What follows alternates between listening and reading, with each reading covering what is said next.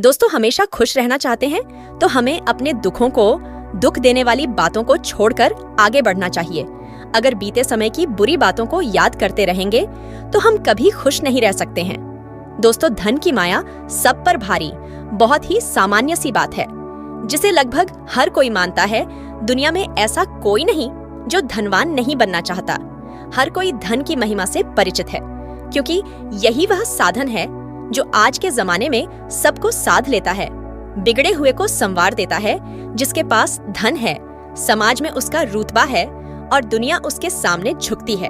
तो दोस्तों, कहानी शुरू करने से पहले मैं आपसे विनती करता हूँ कि इस कहानी को अंतिम तक जरूर सुने दोस्तों, क्योंकि इस कहानी में मैं पैसा कमाने का 7 ऐसे सीक्रेट बात बताने वाला हूँ जिसे समझकर आजमाते ही बन सकते हैं धनवान व्यक्ति।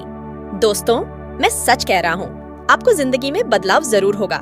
मात्र एक बार इस वीडियो को पूरा देखें। दोस्तों, आपको बुरा वक्त से मुक्ति जरूर मिलेगी, मेरा पूरा गारंटी है। और दोस्तों, आप भी इस चैनल पर नए हैं तो चैनल को सब्सक्राइब जरूर कर लें, ताकि आपको इस चैनल के माध्यम से इसी प्रकार की कहानी सुनने को मिलता रहेगा। दोस्तों, क्या आप भी फटाफट पैसा कमाने का सोच रहे? तो ये हैं 7 सीक्रेट्स बात जो मैं बताने वाला हूँ, आजमाते ही बन जाएंगे करोड़पति। दोस्तों, कुछ ऐसे राज हैं जिन्हें जानकर आप ज्यादा सफल होकर ज्यादा पैसा कमा सकते हैं। दोस्तों, पैसा हर किसी को चाहिए ताकि वह आगे बढ़ सके और सफल हो सके। हालांकि अधिकतर लोग इस सच को कहने से कतराते हैं कि उन्हें ज्यादा पैसे की जरूरत है। अगर आप भी ऐसा करते हैं तो आपको समझना चाहिए कि इस सच को जाहिर करने में कुछ गलत नहीं है। आखिर आपको अपने बिजनेस को आगे ले जाने के लिए ज्यादा पैसे की जरूरत होती है, तभी आप उसे कामयाब बना पाते हैं। इसके साथ ही एक कड़वा सच यह भी है कि अधिकतर लोग अपनी जरूरत के हिसाब से ज्यादा पैसा नहीं कमा पाते। अगर आप भी ऐसी ही परिस्थिति का सामना कर रहे हैं तो आपको ज्यादा पैसा कमाने के लिए कुछ खास राज जानने की जरूरत है। दोस्तों, पहला सीक्रेट है, बुरी आदतों को छोड़ें। अगर आपको अपने बिजनेस को सफल बनाना है और ज्यादा पैसा कमाना है तो आपको कर्ज के बारे में सोचने का अपना तरीका बदलना होगा। अगर आप उधार लिए पैसे से ज्यादा पैसा नहीं बना पा रहे हैं तो उसका ब्याज देना बेकार है। कर्ज लेने के बजाय आप ऐसे क्रेडिट कार्ड्स का इस्तेमाल कर सकते हैं जो 0% प्रमोशनल रेट ऑफर करते हैं। इसके साथ ही आपको अपनी कमाई का 10% हिस्सा आपातकाल फंड के तौर पर रखना चाहिए। इससे जरूरत पड़ने पर आपको कर्ज नहीं लेना पड़ेगा और आप कम स्ट्रेस में रहेंगे, जो जरूरी भी है। दूसरा सीक्रेट है, अपनी कीमत को जानें। दोस्तों, बिजनेस में आर्थिक तौर पर बढ़ोतरी के लिए आपको सबसे पहले खुद की कीमत समझनी होगी। इसका संबंध आपकी नेटवर्थ से होता है। जितना आप खुद को कम आंकेंगे, आपको सबसे पहले खुद की कीमत समझनी होगी। इसका संबंध आपकी नेटवर्थ से होता है। जित उतना ही ज्यादा पैसा आप खुद पर व्यर्थ खर्च करेंगे, अपने साथ साथ आपको अपने परिवार, दोस्तों की कीमत भी करनी होगी। इससे आपकी वर्थ और नेटवर्थ दोनों बढ़ेंगी। और दोस्तों, तीसरा सीक्रेट बात यह है कि बचाने पर नहीं, कमाने पर फोकस करें। ज्यादा पैसा कमाने के लिए आपको यह सोचने में अपना समय व्यर्थ नहीं करना चाहिए कि पैसा कैसे बचाया जाए। इसके बजाय आपको इस बात पर ज्यादा समय देना चाहिए कि पैसा कैसे कमाया जाए। आपको यह सोचना चाहिए कि आपको अपने पास मौजूद संसाधनों और टैलेंट का पूरा इस्तेमाल कैसे करना चाहिए। जब आप ज्यादा मेहनत करेंगे तो खुद पर कम खर्च करेंगे। ज्यादा कमाने पर ध्यान देकर आप पैसा बचा भी सकेंगे। और चौथा सीक्रेट बात है कि अपने कस्टमर्स के हिसाब से प्रोडक्ट बनाएं। दोस्तों, बिजनेस को आगे बढ़ाने और ज्यादा पैसा कमाने के लिए आपको बेहतरीन प्रोडक्ट्स बनाने चाहिए और उन्हें सबसे बेहतर बनाने पर ध्यान देना चाहिए। जब आप वह करते हैं जो कस्टमर्स और निवेशकों के लिए बेस्ट होता है, तब आप गलत दिशा में नहीं जा सकते। आपके कस्टमर्स और निवेशक आपकी मंशा और मेहनत को समझते हैं और आप पर भरोसा करते हैं। जब आप वह प्रोडक्ट बनाते हैं जिन्हें पाने के लिए कस्टमर्स लालायित रहते हैं, तो आपके पास ज्यादा काम आता है। ज्यादा काम आने से ज्यादा पैसा भी आता है और आप ज्यादा सफल भी हो पाते हैं। और 5वां सीक्रेट है कि ऑनलाइन कोर्स बनाएं। दोस्तों, अपना ज्ञान, अपना अनुभव और अपनी स्किल्स को ऑनलाइन कोर्सेज के जरिए साझा करके आप पैसा कमा सकते हैं। हो सकता है कि आप कोई ऐसी चीज जानते हो जिसके बारे में जानने के लिए दूसरे लोग आराम से खुशी खुशी पैसा देने को तैयार हों। इससे आप अपने और अपने बिजनेस के लिए पैसा कमा सकते हैं। Online course side income source बन सकता है। और छठा सीक्रेट है, खर्चों को ट्रैक जरूर करें। दोस्तों, अपनी चॉइसेस को कंट्रोल करके आप अपने बिजनेस को दूर तक ले जा सकते हैं। इसके लिए आपको चाहिए कि आप अपनी रोजाना की आदतों का अवलोकन करें और अपने खर्चे के ट्रेंड्स को भी देखें। इससे आप समझ सकेंगे कि आप कहाँ ज्यादा खर्च कर रहे हैं और आप कहाँ पैसा बचा सकते हैं। इससे आप नई आदतें अपनाएंगे जो आपके बैंक बैलेंस को बढ़ाएंगी। और दोस्तों, सातवां सबसे महत्वपूर्ण सीक्रेट बात यह है कि हॉबी के बारे में बात करें। दोस्तों, ऑनलाइन कोर्स शुरू करने के अलावा आप अपनी हॉबी से संबंधित कंटेंट बना सकते हैं और उससे संबंधित ऑफर्स प्रमोट कर सकते हैं। यकीन मानिए, इसके जरिए आप काफी पैसा कमा सकते हैं। इस एक्स्ट्रा पैसे को आप अपने बिजनेस को बढ़ाने में लगा सकते हैं। इससे आपका बिजनेस बढ़ेगा और आपकी कमाई भी बढ़ती जाएगी, जिससे आप अमीर होते जाएंगे। दोस्तों, बहुत समय पहले की बात है। एक गांव में एक महात्मा रहते थे। आसपास के गांवों के लोग अपनी समस्याओं और परेशानियों के समाधान के लिए महात्मा के पास जाते थे और संत उनकी समस्याओं, परेशानियों को दूर करके उनका मार्गदर्शन करते थे। एक दिन एक व्यक्ति ने महात्मा से पूछा, गुरुवर, संसार में खुश रहने का रहस्य क्या है? दोस्तों, महात्मा ने उससे कहा कि तुम मेरे साथ जंगल में चलो, मैं तुम्हें खुश रहने का रहस्य बताता हूँ। उसके बाद महात्मा और वह व्यक्ति जंगल की तरफ चल दिए।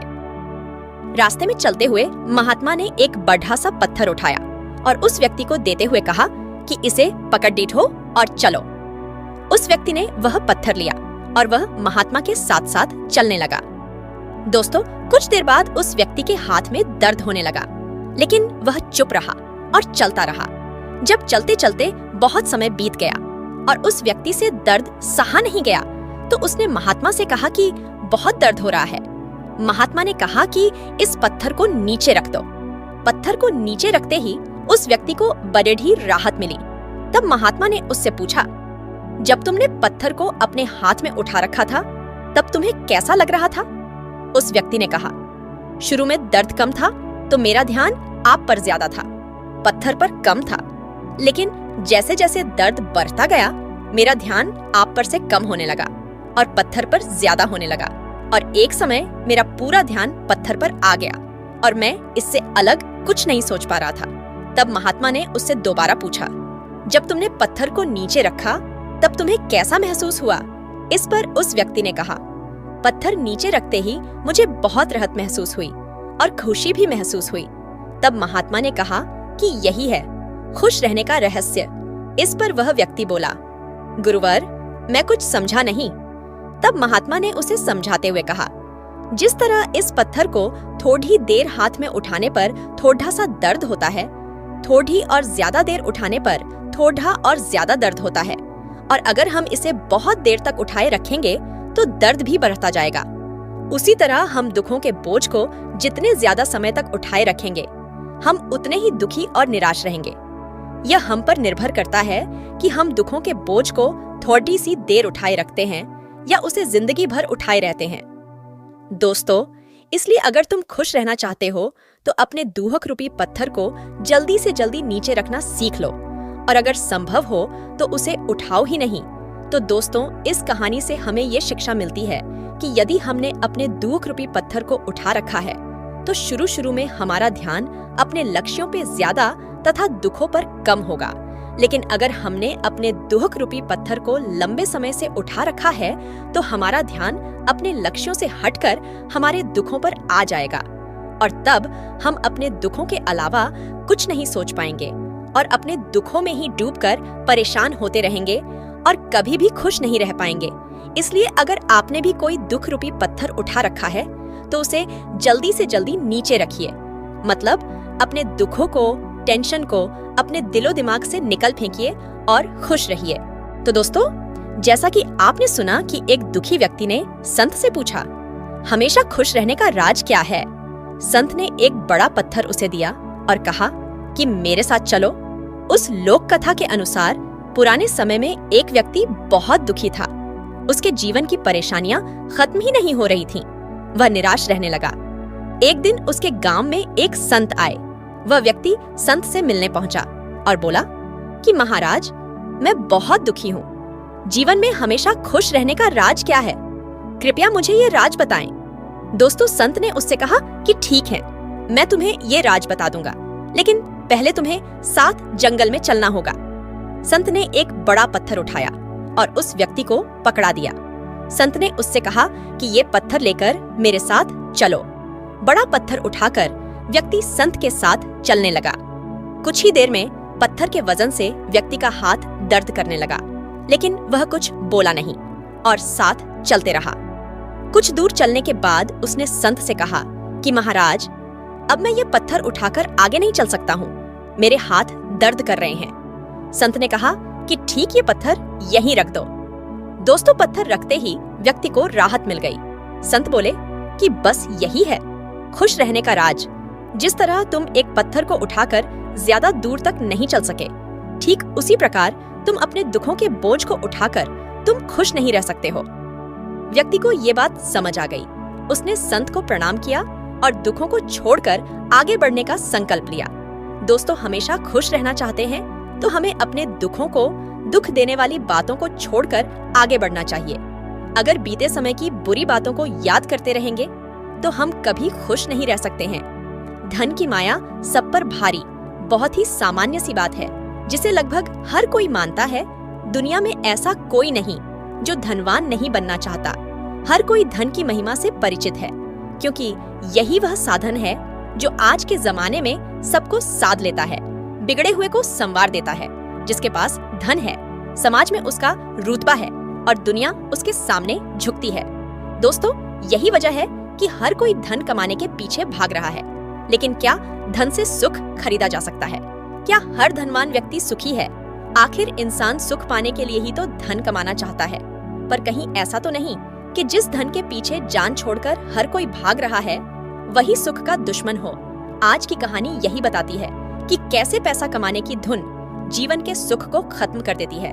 तो आइए एक सुंदर कथा का आनंद उठाते हैं। किसी नगर में एक सेठ रहते थे। उनके पास अपार संपत्ति, कोठी, घोड़ा गाड़ी, यानी सुख का हर वह सामान था जिसकी हर कोई कामना करता है। कोई चीज नहीं थी तो वह था सुख। चैन उनके मन में हमेशा बेचैनी बनी रहती थी। बड़ी सी कोठी में सेठ सेठानी ही रहते थे। बच्चे विदेश में रहते थे। उनके घर के ठीक सामने मजदूरों का एक परिवार रहता था। उस परिवार में 6 सदस्य थे। घर में धन की कमी थी। दोनों समय भोजन की ही ठीक व्यवस्था हो पाती थी, इतनी उस घर की कमाई थी। इसके बावजूद उस घर से हमेशा ठहाकों की आवाज सुनाई पड़ती थी। रोज शाम को परिवार के सदस्य एक साथ घर पर जमा होते। महिला खाना बनाती और साथ में शुरू होता हंसी ठहाकों का दौर। सब हंसते गाते जमकर खाना खाकर सो जाते थे। तो दोस्तों, उम्मीद करता हूँ यह कहानी आपको बहुत अच्छी लगी होगी। अगर अच्छी लगी हो तो अपने दोस्तों के साथ भी शेयर जरूर करें और कमेंट में बताएं कि कहानी कैसा लगा। धन्यवाद दोस्तों।